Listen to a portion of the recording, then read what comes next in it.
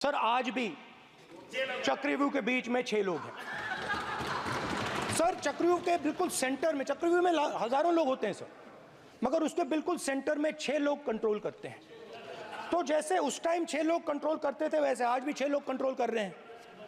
चक्रव्यूह को नरेंद्र मोदी जी, अमित शाह जी, मोहन भगवत जी, अजीत डोभाल जी, अंबानी और अदानी जी कंट्रोल कर रहे हैं। क्षेत्र में एक युवा को, अभिमन्यु को 6 लोगों ने चक्रव्यूह में मारा था, चक्रव्यूह में फंसाकर मारा था। सर चक्रव्यूह के अंदर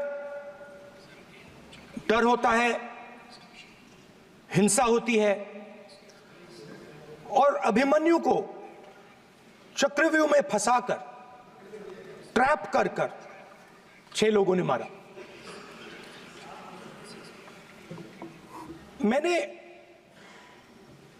चक्रव्यूह के बारे में थोड़ी रिसर्च की और पता लगा कि चक्रव्यूह का एक दूसरा नाम होता है पद्मव्यूह, मतलब लोटस फॉर्मेशन। तो जो चक्रव्यूह होता है स्पीकर सर, वो लोटस के शेप में होता है, कमल के फूल के शेप में होता है। 21वीं सदी में सर एक नया चक्रव्यूह तैयार हुआ है स्पीकर सर, वो भी लोटस की शेप में है सर, और उसका चिन्ह प्रधानमंत्री जी अपनी छाती पर लगा के चलते हैं। सर जो अभिमन्यु के साथ किया गया था, जो अभिमन्यु को चक्रव्यूह में फंसाया गया था, वही हिंदुस्तान के साथ किया गया है। हिंदुस्तान के युवाओं के साथ, हिंदुस्तान के किसानों के साथ, हमारी माताओं बहनों के साथ, स्मॉल बिजनेसेस के साथ, मीडियम साइज बिजनेस के साथ। सर अभिमन्यु को 6 लोगों ने मारा था। उनके नाम द्रोणाचार्य, कर्णा, कृपाचार्य, कृतवर्मा, अश्वत्थामा और शकुनी। सर आज भी चक्रव्यूह के बीच में 6 लोग हैं। सर चक्रव्यूह के बिल्कुल सेंटर में, चक्रव्यूह में हजारों लोग होते हैं सर, मगर उसके बिल्कुल सेंटर में 6 लोग कंट्रोल करते हैं। तो जैसे उस टाइम 6 लोग कंट्रोल करते थे, वैसे आज भी 6 लोग कंट्रोल कर रहे हैं। चक्रव्यूह को नरेंद्र मोदी जी, अमित शाह जी, मोहन भगवत जी, अजीत डोभाल जी, अंबानी और अदानी जी कंट्रोल कर रहे हैं। प्लीज एक मिनट प्लीज, नहीं सर बोलने दीजिए। हाँ, आप बैठिए। माननीय सदस्य, आप संवैधानिक पद पर हैं।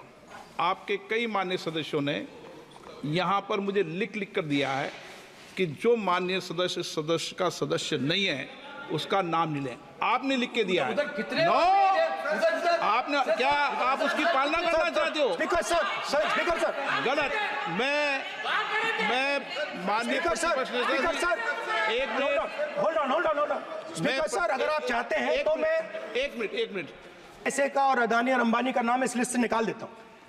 फिर माननीय सदस्य आप, अगर आप चाहते हैं सर। प्लीज, मैं नहीं चाहता। सदन के नियम प्रक्रियाओं से सदन चलता है। अगर आप कहते हैं मैं निकाल देता हूं। नो सदस्य, मैं 3 ही नाम यूज करूंगा। नहीं माननीय सदस्य, नहीं कहा। और आप वीडियो में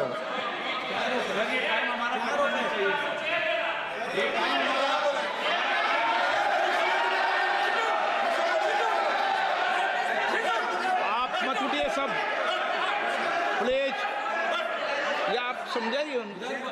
हाँ, आप Speaker sir, the Chakravyu that has captured India has 3 forces behind it. पहला काम इस चक्रव्यूह ने क्या किया? जो हिंदुस्तान को रोजगार देते हैं, स्मॉल एंड मीडियम बिजनेसेस हैं, जो करोड़ों युवाओं को रोजगार देते थे, उन पर इस चक्रव्यूह ने आक्रमण किया। कैसे किया? नोटबंदी, जीएसटी और टैक्स टेररिज्म। आप लोग आतंकवाद की बात करते हो।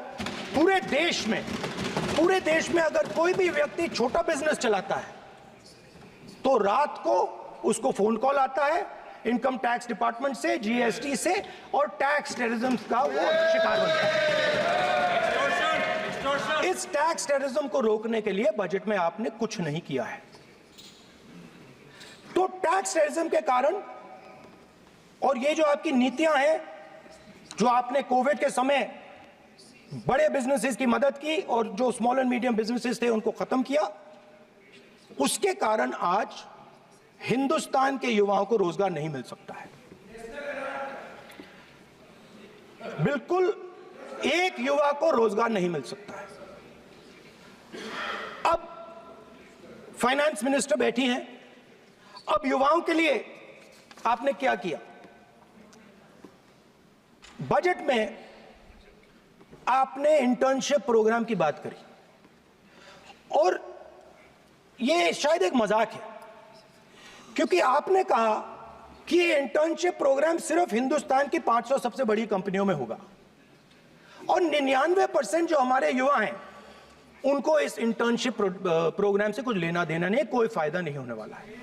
तो आपने पहले टांग तोड़ दी और उसके ऊपर आप बैंडेड लगाने की कोशिश कर रहे हैं। मेन मुद्दा आज युवाओं का एग्जाम पेपर लीक है। जहां भी हम जाते हैं, आपने बेरोजगारी का चक्रव्यूह बना दिया इनके लिए, और जहां भी हम जाते हैं वो कहते हैं देखिए बेरोजगारी है मगर पेपर लीक भी होता है। तो आपने एक साइड पेपर लीक चक्रव्यूह, दूसरी साइड बेरोजगारी चक्रव्यूह। पेपर लीक मैं आपको बताता हूं 10 साल में 70 बार हुआ है। अगर आप जानना चाहते हैं, अगर आप जानना चाहते हैं 10 साल में 70 बार हुआ है तो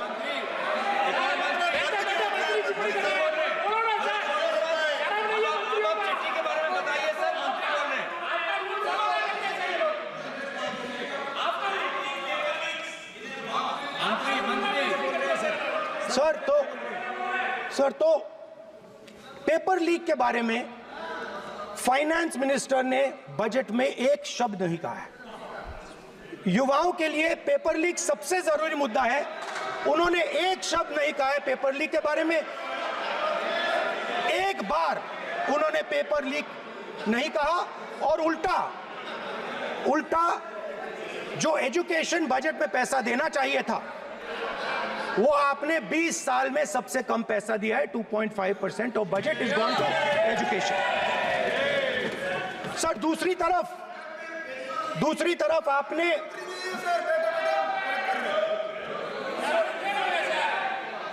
आपकी नहीं मानते सर, ये रनिंग कमेंट्री कर रहे हैं सर। दूसरी तरफ पहली बार सेना के जवानों को आपने अग्निवीर के चक्रव्यूह में फंसाया। सही बात। इस बजट में अग्निवीरों के पेंशन के लिए 1 रुपया नहीं है। आप अपने आप को देशभक्त कहते हो, मगर जब अग्निवीरों की मदद करने की बात आती है, जवानों को पैसा देने की बात आती है, तो बजट में आपको 1 रुपया नहीं दिखाई देता। उनकी पेंशन के लिए 1 रुपया आपने नहीं दिया। तो उनको आपने अग्निवीर के चक्रव्यूह में फंसाया। उसके बाद सर जो अन्नदाता हैं वो चक्रव्यूह से निकलने के लिए, आपके चक्रव्यूह से निकलने के लिए जो आपने बनाया 3 काले कानून, जमीन अधिग्रहण बिल को आपने कमजोर किया, उनको आप सही दाम नहीं देते हो। इस चक्रव्यूह से निकलने के लिए उन्होंने आपसे सिर्फ एक चीज मांगी है, 2 चीजें नहीं मांगी है, सिर्फ एक चीज मांगी है। उन्होंने कहा है कि हमें लीगल गारंटीड एमएसपी दे दो। आपने उनको बॉर्डर पे बंद कर दिया, रोक दिया, आज तक रोड बंद है। आप उनसे बात करने को तैयार नहीं है। वो यहां आए, मुझसे मिलने आए, आप उनको अंदर नहीं आने दे रहे थे। माननीय सदस्य, आप सदन में असत्य नहीं कहे। आप वो सर, आप देखिए, 1 मिनट, हाँ चलिए, चलो,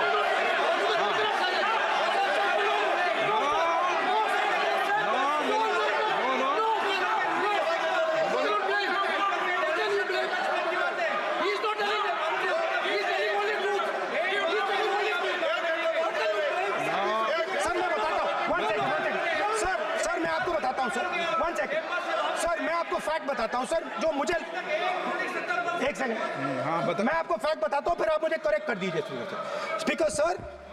फार्मर्स का डेलीगेशन नहीं सर, मैं आपको फैक्ट बताता हूं। पर आपके माननीय सदस्यों को कह दें वो सदन पर आरोप नहीं लगाए। रिपोर्ट से बोलता हूं मैं, बिना रिपोर्ट के नहीं बोलता हूं। हाँ, बोलिए बोलिए, उनको बोलने दीजिए, उनको बोलने दीजिए, उनको बोलने दीजिए, आप बोलने दीजिए उनको, बोले वो बोले, बताएं वो बताएं, मैं बताऊंगा। Speaker sir 1 second, speaker sir मैं आपको बताता हूं जो मुझे मालूम है स्पीकर सर, मैं आपको बताता हूं। बैठिए। स्पीकर सर हुआ क्या, वहां पे सर मुझसे मिलने एक फार्मर का डेलीगेशन आया, मुझे बताया गया कि फार्मर के डेलीगेशन को अंदर नहीं आने देंगे। मैं उनसे मिलने जब गया तब उनको अंदर आने दिया गया था सर, ये फैक्ट है सर।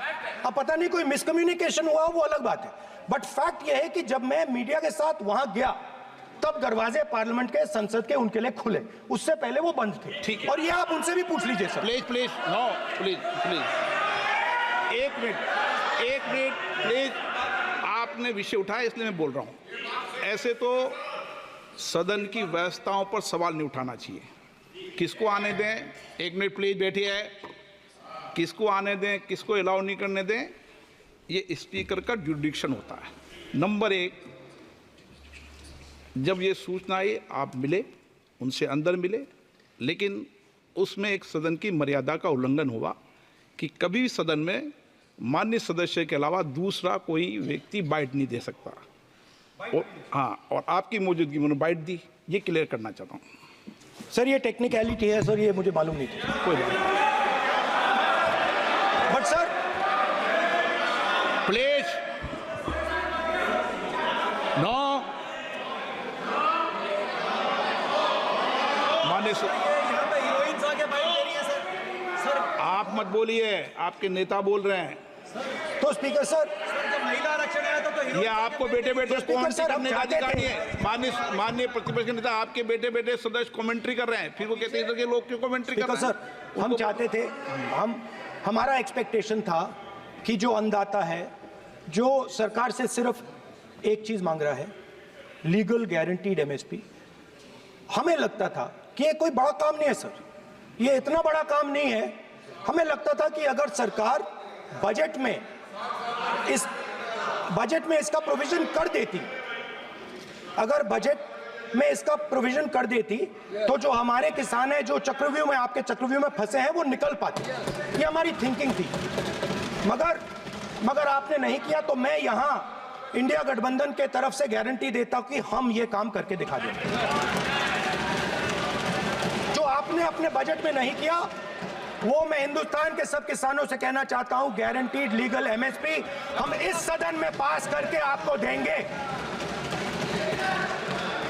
स्पीकर सर, जो मिडिल क्लास है सर, वो प्रधानमंत्री को, अच्छी बात बोल रहा हूं,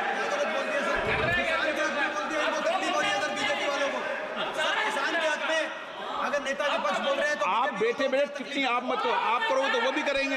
आप मत करो, मैं सब साइलेंट करो प्लीज। फिर टिप्पणी कर रहे हो आप, प्लीज माननीय सर मिडिल क्लास जो है वो शायद इस बजट से पहले प्रधानमंत्री को सपोर्ट करता था।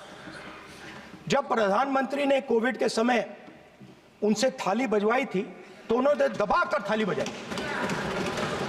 धड़ धड़ धड़ धड़ धड़ थाली बजा बजाई। हमें अजीब लगा, मगर प्रधानमंत्री ने मिडिल क्लास को ऑर्डर दिया तो मिडिल क्लास ने थाली बजाई। उसके बाद प्रधानमंत्री ने उसी मिडिल क्लास से कहा मोबाइल फोन की लाइट जलाओ, और मोबाइल फोन की लाइट जली। मिडिल क्लास ने, पूरे हिंदुस्तान में मिडिल क्लास ने मोबाइल फोन की लाइट जला दी। अब इस बजट में आपने उसी मिडिल क्लास के एक छुरा पीठ में मारा, दूसरा छुरा छाती में, एक इधर मारा और एक इधर मारा। इंडेक्सेशन जो आपने कैंसिल की वो पीठ में छुरा था, और जो कैपिटल गेन्स टैक्स आपने बढ़ाया वो छाती में छुरा। आपने long term capital gains tax को 10% से 12.5% किया, यहाँ छाती मारी, यहाँ छुरी मारी, और शॉर्ट टर्म को 15 से 20% छुरी मारी। दुख की बात है, मगर इसमें एक इंडिया गठबंधन के लिए एक हिडन बेनिफिट है। मिडिल क्लास अब आपको छोड़ने जा रही है और इस साइड आ रही है।